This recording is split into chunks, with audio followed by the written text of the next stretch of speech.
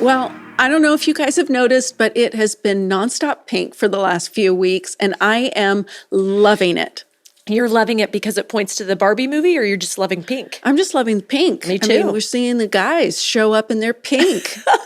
But it is because of the Barbie movie and the sensation that it's made that we are seeing all this pink. I love the way you said that. The Barbie movie, turns out if you're a Christian, has been a little bit controversial on the, what do we call it? The socials. On the socials. People just saying, I will, over my dead body, will I go to see that? Canceling Barbie. Come on. And then there's people that are really celebrating Barbie. And so we are going to have some spoilers. Talk about the movie.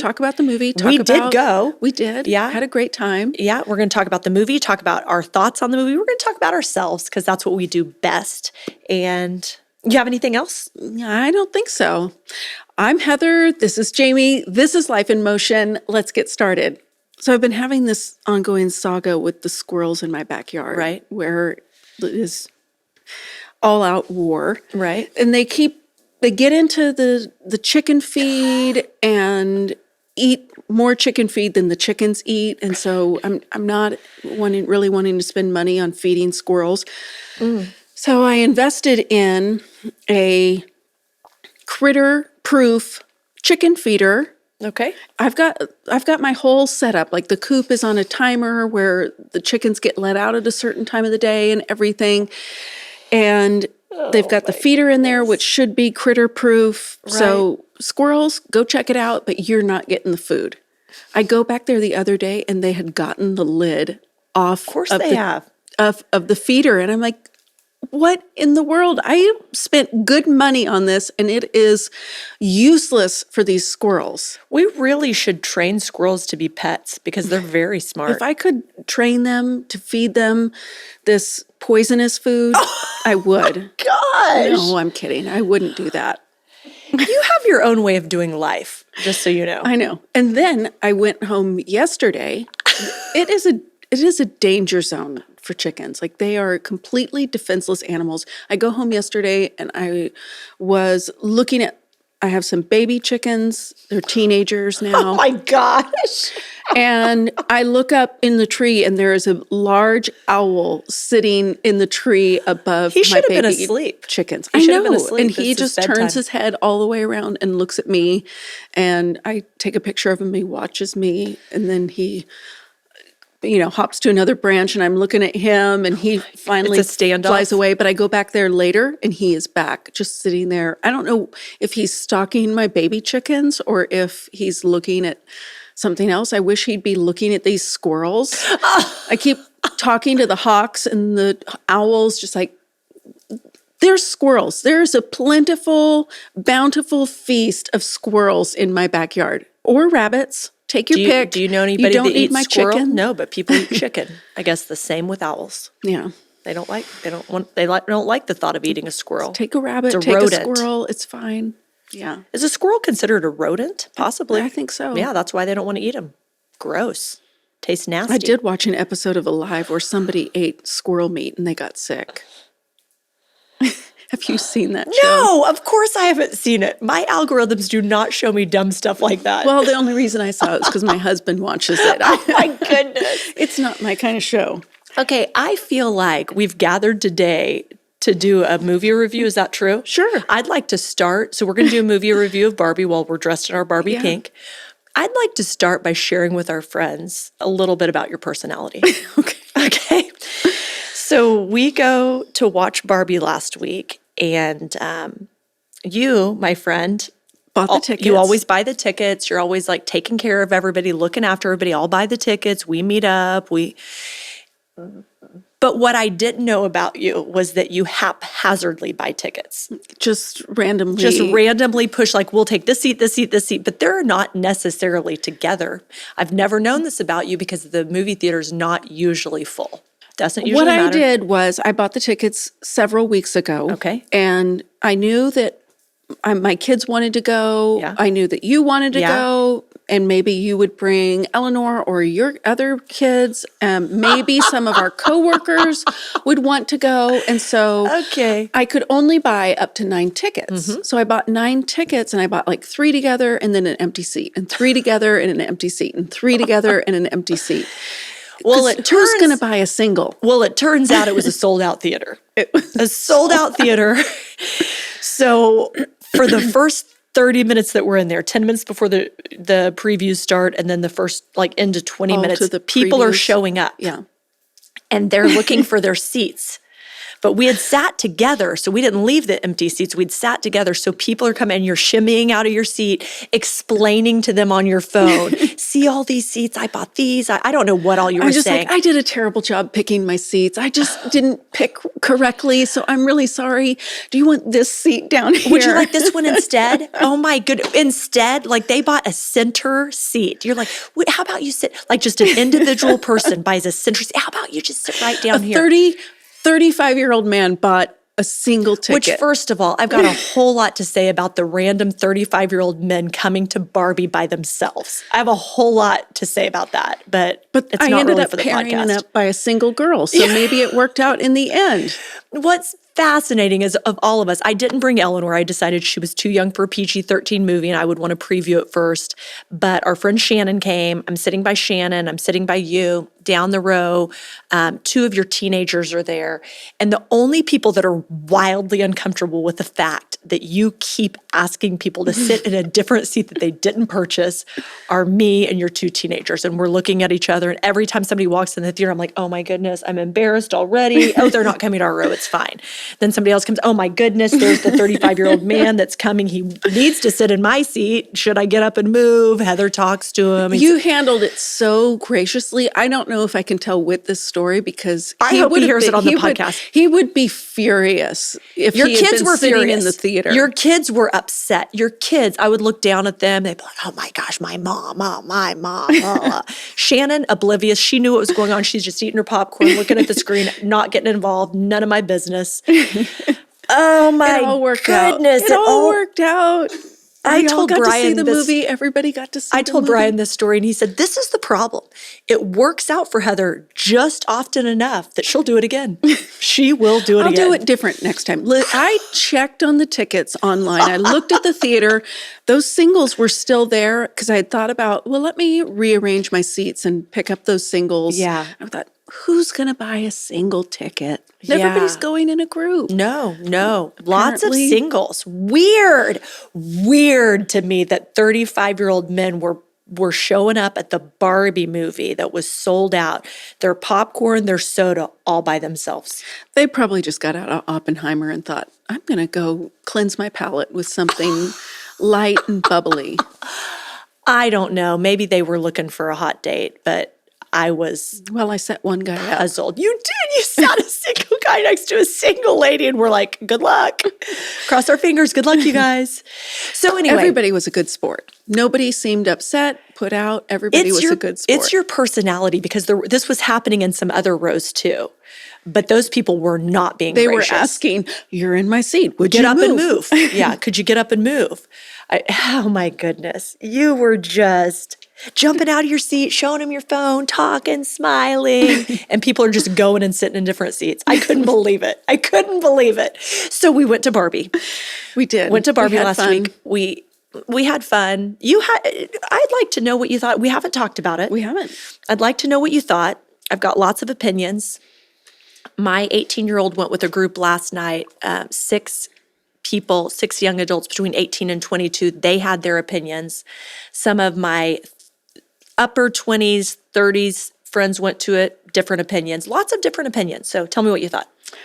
I thought it was fun, but the fun was dampened by all of the navel gazing of who am I? And Navel gazing. Who uses that term? Navel gazing. What does that mean? It's introspective. You're looking into yourself. I thought you thought we were looking at somebody's navel. No. Okay. Ken's. It's just so who am I and why am I here? Yeah. And what's the point of this? So it was fun. Like if you could watch it and just have fun, it was great. Really? Yeah. I thought if I could watch it and now I did not fall asleep, and I do nap in movies sometimes. So I did not fall asleep. I didn't miss anything. So I guess it was somewhat entertaining to a girl like me because I didn't fall asleep. It was silly, and I'm 47. And so I just thought, this is very silly. Is this what I do with 3 hours of my life? Because by the time you go and get there early and get your popcorn and get your seat and deal with all the hoopla of the people that really have your seat, but you're sitting in their seat because of how Heather picks tickets, and then just sit there for a bunch of silly. There were a couple of times I giggled, but there were people in the theater just flat out laughing. And I was just like, what's so funny to you guys? I thought it was funny. I thought it was hilarious. I did not laugh nearly as hard as I laughed earlier this summer when we saw that movie, You Hurt My Feelings. Yeah. I thought that was hilarious. That was thought Barbie very was just- relatable. I thought Barbie was just very silly. The Barbie was, so spoiler alert, we're going to talk about the movie, and Yeah. so I'm going to tell you what happens. Yeah.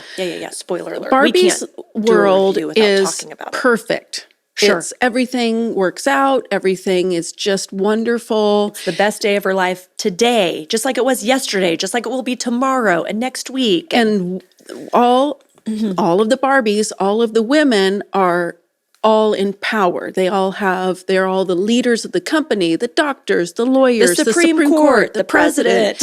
Yeah. Everyone is Barbie. All of the women are Barbie. The Kens in the world are all just, Well, there's not very many, as is true of the toy. Yeah. There's just a few Kens here and there, and they're all but they're all subservient. Just hanging around waiting for Barbie to pay attention to them. Yeah. They don't have jobs. They just hang out on the beach. And so the Kens are all sad because they don't get any attention from Barbie because Barbie doesn't need a man in her life because she's got all of these powerful women. Right. So something's happening somewhere in the real world and it's making Barbie sad. Right. But Barbie has thought that when did Barbie, like the toy, come out? In the 50s. In the 50s. Barbie's thought for all this time that she has righted every wrong in the real world, that she has established women to be all powerful in the real world, that Barbie Land, is it Barbie Land? Whatever. I don't remember. That where Barbie lives is just a mirror image of the real world, and Barbie is the president and the Supreme Court and in charge of everything and doesn't need a man and all the things. But somebody in the real world that has played with Barbie is sad. And so it's making her sad. It's making her sad. She's like, she has to go on a quest to figure out, why am I sad? What's happening? I need to find this person that's sad to figure out how to make them happy again. And then I can go back to Barbie Land and keep living my perfect life. Right. So her and Ken go to the real world and they find out that men are in charge of everything in the real world. And Barbie is a big joke and is laughed at and must be put in a box and tamed and everything. So, it's true. And I mean, it's like if you're looking at this from a feminist perspective, Sure. which the director of the movie is, and all of the writers of the movie are, like, this is what they think the world should be, is Barbie. You know, for them, this is what reality is that men are in charge in the real world, and we need to make the world more like Barbie. Women need all of the equal, women should be president, women should be on the Supreme Court, everything should be women, and men need to step down and have their rightful place. It's true. It's real. The real world that Ken goes into is true. And it was sad to me that this is the way that the women that are making this movie and see this thing is like, men deserve a place or women deserve to have everything in this world and men don't deserve anything. It's just, do you think that that's really sad to me. Do you think that's what they intended, or do you think it's kind of tongue-in-cheek that it was so dramatic that they're wanting the pendulum maybe not to go all the way towards women but to land in the middle? Do you think they really are wanting women to rule the world, or are they wanting women to have an equal representation? I don't know. Well, I would say that they would say that women need to rule the world Yeah. because of the way that the movie ended. That Well, that's true. they didn't come to a happy compromise. That's true. The women just took right back over. My 18-year-old said, I thought it was really weird that it ended. He said, I just assumed it would end where Barbie and Ken fell in love. But where it ended is Barbie's going to the gynecologist. Yeah. Like she's going to go, she's no longer just a doll. She's a real human. So she needs to do real female human things. Yeah. Anyway, interesting. Yeah. I find it interesting. I've just been thinking about it a little bit in light of I don't regret having seen it, because I do think like so much of culture is applauding the movie and like this is so wonderful. And I think sometimes as Christians we bury our head in the sand and we don't take time to see what do other people that view life differently than me enjoy and believe and are affirming. And I can't even have a conversation with someone that views life differently than me because I don't know what they think. So I don't regret seeing it. But I view life so differently. I'm pro girl. I am pro girl. I want Eleanor to believe that she can do and be whatever God's gifted her to do and be. And if that is president of the United States, then let's go for it, sister. Mm-hmm. If that's a head of a corporation, then let's go for it. If that's a mom that stays home and doesn't bring in a paycheck, then let's go for it. Mm-hmm. I land slightly differently, but I am pro girl. But I was just thinking this week in my personal life, like some of the things that at my age that I'm facing, that I see my maternal side really rise up. And I don't want to discount that. Mm-hmm. I don't want to discount that for ruling the world. I'm like, I have a friend battling breast cancer. It's a big deal. I have a friend who her husband just found out he has a brain tumor. It's a big deal. Last year when my dad was diagnosed with stage 4 cancer, we're exactly 1 year, yesterday was 1 year post-brain surgery. And my ability to go and be with my family and then watch one of my siblings fall back into addiction. So we're dealing with addiction, or we're dealing with, potentially end-of-life disease. And then I've got friends battling really big things. I've noticed my maternal side really flares up in those. My mama bear, not my let's take over the world, but I think some of the gifting that God's given me that's more maternal, the ways that I'm able to serve my friends and family because I'm not tied to a corporate job, I really love.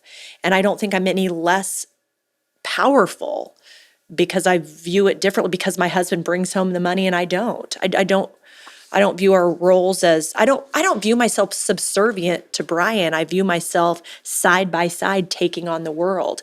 And so I sometimes watch something like that and I just think for the 20-something generation, I just go, be careful. Mm-hmm. It doesn't have to be all or nothing on any side of this political agenda that they're really pushing down your throat, that you either rule or, I mean, the whole movie was the premise of you're either completely in charge or completely subservient, mm-hmm. nothing in between. You're canceled out. Yeah, yes, you're canceled. You're either in charge or you're canceled.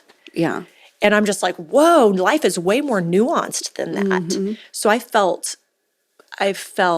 sorry for the people that left going, yes, girl power. Just like, really?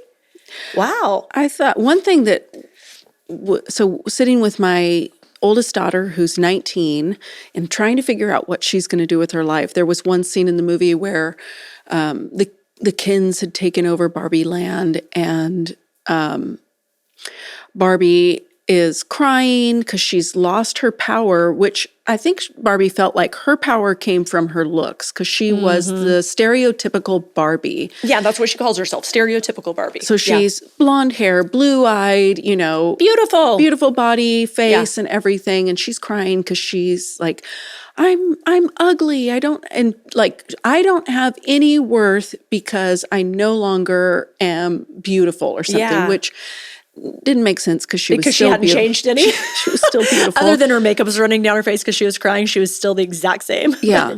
But the real world mom that came into Barbie land, who's by America, played by America Ferrero, is that what her name is? I don't know if I'm saying it right. You know, I apologize. I know who you're talking about, but she's a real world woman that comes into Barbie land. She's like, baby girl, you are so beautiful, but you're more than this. And like the speech that she's giving to Barbie about who she is, I'm just like, Lucy, are you listening? Yeah. Because this is what I've been telling you. Yeah. Like your worth and your value is not in your looks or what you do or anything. It's like who you are inside and the gifts that God has given to you. And I'm just like, are you listening? Do you hear this? Because it was a beautiful message. Sure. And then they're like, yes, now rise up and and take your place. Kick the Kens to the side. But the place isn't like we have to dominate Ken. The place is let's rise up and serve with Ken. It's with Ken. Yeah. And I'm completely on board with side by side. Yeah. I don't know why somebody has to rule over, one sex has to rule over the other in order for everybody to be happy. Yeah. Anyway, interesting. I think it probably depends on, no, I shouldn't say probably. It could possibly depend on the age you are when you go to watch it too. Because we're watching it as mature women raising daughters. You know, you hear things, and I was listening closely to some of the nuanced things because Eleanor wants to see it, but she's 9 and I'm trying to decide is she old enough or not, and I'm not going to let her see it. Too much sexual innuendo jokes and stuff that I'm not doing it. But I'm listening to it as a mother, old enough to be a grandmother, old enough to have lived through really a lot of life. And I think if I was watching it and I was 25 or 30 and I don't have kids yet, and it can just be funny and it can just be a movie for entertainment, I'm probably viewing it differently. And then you go even younger than that, where my 18-year-old is just like, what a waste of my money. Like he doesn't think the feminism, patriarchy, like that means nothing to him. You're just like, that political message, the agenda, it meant nothing to him. So he's just like, what in the world? I'm sure if you really thought back, you would have experiences like this or know that your mom did or something. And we're old enough that we know older people that are part of the patriarchy. Yes. For sure. That make jokes about women drivers. You know, just make jokes that put women down, that they're not quite as smart. Yeah. And, you know, we're not so far removed from when women couldn't have their own checking accounts and own their own homes. I mean, we're closer to that than a 25-year-old. For sure. We can remember what it was like for our moms and our grandmas or something like that. For sure. But I don't think young women have as many, or Cooper is not making jokes about women or bad drivers or anything like that. Well, he might be. It's hard to know. but still, it's just, he's not viewing this big discrepancy in the working world of can you have this job or not, all because you're female. It's very fascinating. It's interesting too, like I've noticed some of my coworkers, I say that very loosely because I only barely work. I don't work that much. I do have a job and I do work some, but a lot of younger women that I work with still feel some level of like oppression as far as like, well, why can't I attain that job or what have you? And I don't know if it's because I'm in a church setting. I don't know. But like when I went to college, I didn't feel any of that. At 22, graduating from college, I truly believed I could go and do anything. I could be a corporate CEO. I could be in charge of, I could be the president. And I don't feel like I was unique in that feeling. I feel like my roommate felt that way. I mean, like we just graduated from college. We were going to go take on the world. So it's interesting that, I don't know, some of this, like when I watch the movie, I'm thinking more not being that far removed from older generations that were very much looked down upon, I guess. Females looked down upon. I don't remember ever feeling that way. and part of that's got to be my personality, but I've never thought there's something I can't attain because I'm female. It is different in the church world because I do feel like there's the theology of complementarianism, or whatever the other word is. Egalitarianism, and where do you land? I mean, you'd have to do a deep dive theologically to come up with what you believe there.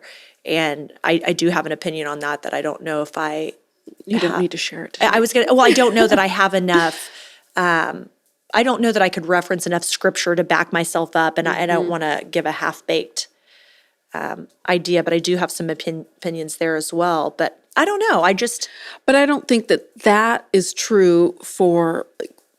This is an Americanized story, so Sure. that is not true. I don't think for the majority of the world. Yeah, that's probably fair. I mean, there's all kinds of different ways that patriarchy is playing out all over the world, that women are Absolutely. still under the thumb We of just men. talked about this at church recently, and by we I mean Whit. Like I'm You not, were there. You were in I'm the not a preacher, conversation. but like where women have been elevated around the world, it's always, whether you want to admit it or not, you trace it back. It's where Christianity has taken root, Yeah. and women have been elevated. And so you deal with some cultures. We jokingly say we have international listeners, but we actually do. Mm-hmm. And so I hate to minimize what you might be going through in a different part of the world. I'm saying for myself, I have never felt that. Yeah. And maybe I'm extremely blessed for that. But I even have friends that would counter and disagree, but I just personally have never felt that I can't accomplish something because I'm female. So, that's my own life experience. It doesn't mean that's normal or everybody. Which I think that's the whole thing. Was I'm watching the Barbie movie, that what is missing is like, you guys need to hear the gospel. Sure. Because once if we just had preacher Barbie, because you have your identity doesn't come from your insides or Right. even your outsides or Right. what you think about yourself and who you should be, but your identity comes from your creator. I mean, they had the Yeah. creator in the movie, and you're just like, this is the opportunity. This is where you preach the gospel. Sure. But once the gospel comes in, that all of us have a creator. All of us are made in his image. All of us have worth and value because of the creator. That's when all life is elevated. All individuals are worthy of respect and a place. You are so able to preach off of Barbie that it makes me really glad I went. I think that, and I think you would say you noticed this too, and I don't want to bash anyone, but I feel like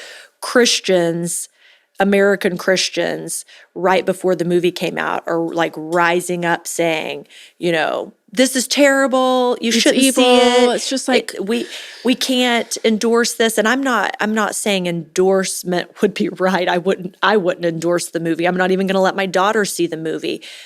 But I think that there are safe ways to watch things and to understand the current state of where we are, so that the people that you're talking to, your neighbors, your friends. I mean, our staff that's much younger than us that are like, I loved it. I thought it was so great. And I'm like, really? What did you see that I missed? And learning and growing. I think there's opportunities in life that we sometimes miss out on if we become too pigeonholed on it's my way or the highway, which happens with age. It happens does. with this. I got things the way I like them, and let's me keep and my them this way. It's me and my 10:15 a.m. eggs, and don't anybody ask me to make you anything when it's Mama's turn to eat. It's just like, what in the world? But we do just get so focused on ourselves to not know what's happening around us. So if you're going to say you hate the movie and you don't appreciate what it stands for, you might watch it first. Yeah, well, you cancel it just because you think it has an agenda before even, like, what is the agenda? Yeah. I feel like that as Christians that we are missing a massive opportunity to engage the world, to Yeah. engage culture, because it's just like Barbie's crying and she's like, I don't know where my self-worth comes from anymore. I don't know who I am. Yeah. And this is your opportunity to say your self-worth comes from a creator who made you, who Yes, saw yeah. something lovely and wanted to put something in the world to show what, how great he is and what he can do. I mean, this is and a perfect opportunity to preach the gospel. If you Yeah. are engaged, watch the movie with an open mind to see where somebody is coming from, you can seriously engage the people around you in a real Yeah. conversation of who you are and where your Yeah. worth comes from. Oh, so yes, so interesting. Another wave of feminism that I've seen recently. Our algorithms show us different videos. We've established that. I don't see anything about squirrels or chickens or anything else, but I work out 5 times a week, and I see a lot of workout videos. And there is a reel that was going around a while back that was like to mothers of daughters saying, don't ever compliment your daughter on her body.